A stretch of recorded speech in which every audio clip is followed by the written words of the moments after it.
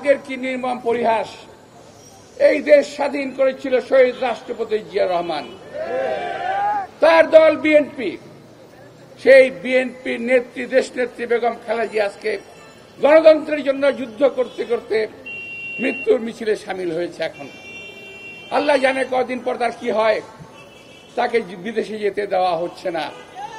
আমরা কতবার বলেছি দেশ নেত্রী বেগম খালেদাকে মুক্তি দিয়ে অথবা চিকিৎসার জন্য বিদেশে পাঠান, ওনার অবস্থা বেশি ভালো না। ওনারা বলছেন আইন নাই। কেন আইন থাকবে না? কেন আইন কি মানুষের জন্য নাকি মানুষের আইনের জন্য মানুষ? আজকে তারা বলছে দেশনেত্রী বেগম খালেদা জিয়াকে বাইরে পাঠানো যাবে না, অর্থাৎ তাকে হত্যা করতে হবে এবং এমনভাবেই করতে হবে যাতে কেউ কিছু বলতে না পারে। আমরা আন্দোলন গড়ে তুলছি, আন্দোলন হবে, মুক্ত হবে দেশ। আমি হয়তো দেখতে পারবো না, আমি জানি না আমি দেখতে পারবো কিনা, কিন্তু এই দেশে কেউ না কেউ আসবে, কেউ না কেউ আসবে এই হায়নার হাত থেকে এই দেশকে মুক্ত করার জন্য। ইনশাআল্লাহ বিএনপি থেকে আসবে। আমাদের নেতা তারেক রহমান রয়ে গেছেন, তিনি একদিন এই দেশে ফেরত আসবেন।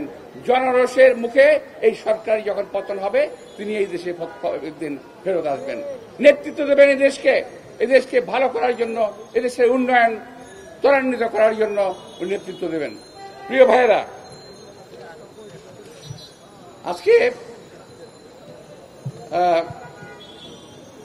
আজকে প্রধানমন্ত্রী বলেন খালেদা জিয়া দেশের সর্বনাশ করে গেছে, উনি নাকি ঠিকঠাক করতেছেন। ভাই কি ঠিক করতেছেন আমার জানা নাই। দেশে আজকে বাংলাদেশ ব্যাংকের দিকে নজর দেন, টাকা পয়সা নাই। কয়েকজন লোকের দিকে নজর দেন, পেট ফুলে ফেপে বড় হয়ে গেছে। হাজার হাজার লক্ষ কোটি কোটি টাকা বাংলাদেশের পাচার হয়ে গেছে। বাংলাদেশের মানুষের পেটে ভাত নাই। যারা 3 বেলা খেতেন তারা 2 বেলা খায়, আর যারা 2 বেলা খেতেন তারা 1 বেলা খায়, আর যারা 1 বেলা খেতেন তারা আধা পেটা খায়। এই আজকে দেশের অবস্থা। উনি দেশের উন্নয়ন করেছেন, এই উন্নয়ন চুরির উন্নয়ন দেশের মানুষ কখনো মেনে নেবে না।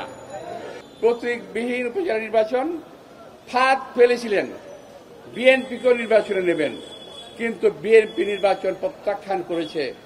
যেই নির্বাচনে জনগণ ভোট দিতে পারবে না, সেই নির্বাচনের প্রয়োজন বাংলাদেশে নাই। একনায়কতন্ত্র কায়েম করতে পারেন, রাজতন্ত্র ঘোষণা দিতে পারেন, কিন্তু নির্বাচনের কথা আপনাদের মুখ দিয়ে মানায় না। 7ই জানুয়ারি কি ভোট দিতে গিয়েছিল লোকজন? এবারও যাবে না। আমার ছোট ভাই রিজভি কয়েকটা উদাহরণ দিলেন, সরিষাবাড়ি, কক্সবাজার, আরেকটা জানি কোন জায়গায়, বরিশাল। ওরা নাকি বলছে যে কেউ নির্বাচনে দাঁড়াতে পারবে না, আমার প্রার্থী দাঁড়াবে। আর আমি আমার ছোট ভাই রিজভির উদ্দেশ্যে বলতে চাই, ভাই এগুলো শুধু দেখার জন্য আনন্দের বিষয়। কুকুরে কুকুরে কামড়া কামড়ে করতেছে, আমরা শুধু দেখি না, আমাদের দেখার বিষয়। কামড়া কামড়ে কুকুরে কুকুরে হচ্ছে, আমার কি করুক, আমি তো নির্বাচনে নাই। ওরা ওদের প্রার্থীকে নির্বাচনে দাঁড়াতে দেবে না, বিএনপি প্রার্থী দাঁড়ালে কি দাঁড়াইতে অবস্থাটা। তো আমাদের সিদ্ধান্ত সঠিক আছে, সঠিক থাকবে ইনশাল্লাহ।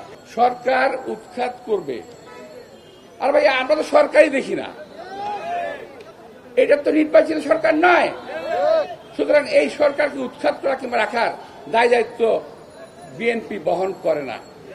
জনগণ যদি মনে করে, যখন মনে করবে, তখন লাথি দিয়ে সরকারকে ফেলে দেবে। এই সরকার ক্ষমতায় থাকতে পারবে না।